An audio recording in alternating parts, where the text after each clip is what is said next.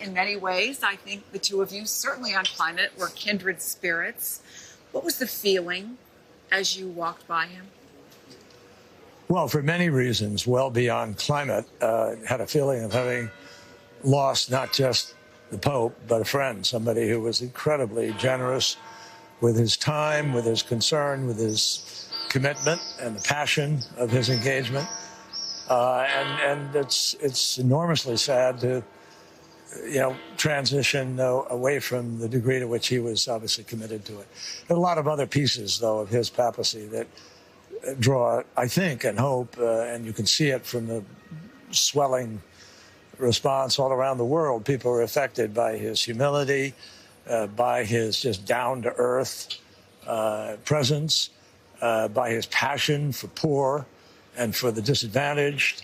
And he lived every part of his life was obviously, dedicated to being true to his own beliefs and his own word.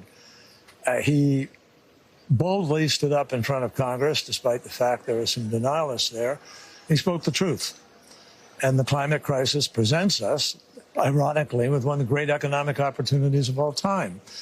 And I think that, the Holy Father knew that there were jobs there, but also the people who get most affected by the downside of what's happening are the poor people and the people who have nowhere to go and who see their property destroyed and their chance to have cultivation, grow food and so forth, disappearing. There are already about 40 million, moving refugees around the world because of climate, and there will be more unless we can move faster to respond to it. And finally, the Pope understood. I mean, I heard him say it, that this challenge of dealing with the climate crisis is not all crisis, it's opportunity. And it is a way of making countries more secure, healthier, safer. That transition is something we shouldn't fear. It's something we should embrace. And other countries all around the world are embracing it, including China, and moving much more rapidly to develop and deploy the tools to be able to solve this problem. He made a very bold statement very early on, which was to make his first encyclical about climate change. But he did not mince words. And recently, one of the things that he said, blunt, was this. He said humanity was turning the glorious creation of Earth into a wasteland full of debris, desolation, and filth. What was it about this in your personal conversations, and I know you had long conversations about this, that drove him? And do you think it had an impact? Well, I know it had an impact because Laudato Si was quoted by people all around the world. The encyclical, his first encyclical, a very important one, was about the crisis. That makes its own statement that it was the first and it was powerful. But he came back right before the meeting in Dubai 2 years ago and put out a coda to Laudato Si called Laudato Deum. And that reminded us of the road not traveled in the years since Laudato Si. Did he ever express frustration when you talked about it? Absolutely. I mean, he would roll his eyes a little bit about the, human challenge of getting people to do things, but he had faith in that. Obviously, he had faith. He was remarkable in his steady, calm, quiet, but totally dedicated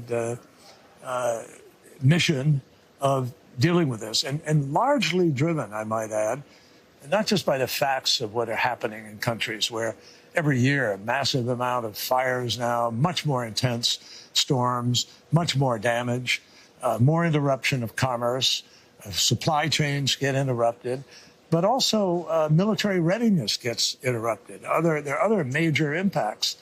And he felt that people should understand this not just in humanitarian terms, but on self-interest of security of their nation, of their businesses, of their families. And so his concern was sort of spread across this panoply of realities that the climate crisis presents us with.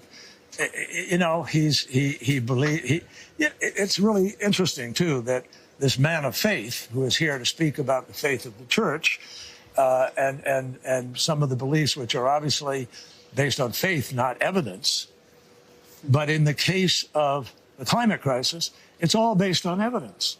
It's not a matter of faith, what is happening. It's a matter of mathematics and physics and biology and chemistry. And he knew that, and he accepted that. So he isn't living in some alternative world where he doesn't understand the components. He's a scientist, too, in a way. And so I really think that it should cause all of us to stop and think about the useful, simple, constructive ways in which we can, all of us, come together and be better off for it. Have more jobs, have better jobs, in a sense, hopefully down the road, and live a better life, because we're reducing the poison that is actually killing people today. And he was referring always to the killing of life itself on the planet, in terms of, all of the life that exists in the creation of the universe. And he was and creation care. Yeah. That's what he talked about. Creation care. And that's what's in Laudato Si. That's what's in Laudato Deum. And I urge people, you may not be, you have to be Catholic, and you certainly don't have to yet be a believer about climate, but his encyclicals are really informative and very moving and powerful. He was a powerful voice for peace. He talked about the war in Ukraine. He talked about the war in Gaza. You were Secretary of State when Russia annexed Crimea. And I want to ask you... When they stated they were. They stated, We did not allow them to annex it. Right. And we stood up against it and called it against international law. Yeah, they said it. But that doesn't, under international law, that does not make it theirs. Can I ask you what President Trump said yesterday, that under the peace deal he is pursuing, Crimea will stay with Russia? Well, who knows? I mean, I personally don't agree with putting that out on the table. It's a dramatic change in U.S. policy. Huge. I just said I don't necessarily agree with putting that out on the table. Who knows what the parties will accept? Clearly, it has to be perceived by each party as being fair to them and as a balanced outcome somehow. And I think that to announce where you're coming down as a mediator ahead of time puts everybody in a very difficult position. My hope is, I mean, I applaud the president for pursuing this. I know he's dogged about it. He wants to achieve peace. I believe that. And I wish them well in their efforts to try to get there. It's a tough task, but it's doable. And I think it's really important for the administration to continue to work at it. He did have influence. And in fact, I should report that we just got the final numbers from the Vatican. Another 100,000 people came out this afternoon to have a moment to go by his coffin. 250,000, 250,000 in total over the last 3 days, Mr. Secretary. And I know that as a politician, you're probably smart enough not to get involved in Vatican politics. I want to be called a statesman now, not a politician. How important do you think, because of the platform that the next pope has, that in terms of these issues, in terms of climate, in terms of peace, in terms of poverty, the election of the next pope is? Look, I'm not going to speculate what the cardinals are going to do in the conclave. The Holy Spirit will come to them. It has all through history, and they will make their choice, and we'll see where it goes. It is probably not unimportant that the Holy Father appointed about 80% of the current cardinals that will vote in the conclave, but that doesn't necessarily mean anything about an outcome. And I think any of us who sit here and try to speculate or, quarterback it from else, that's a mistake. They will go in and they will respond to the call as they have historically, and we will march on. The church will march on. John Kerry, it's a pleasure to talk to you. And my pleasure. Thank you so much. Thank you. Coming up, the man accused of killing the United Healthcare CEO just pleaded not guilty in federal court. What's next as prosecutors formally seek the death penalty for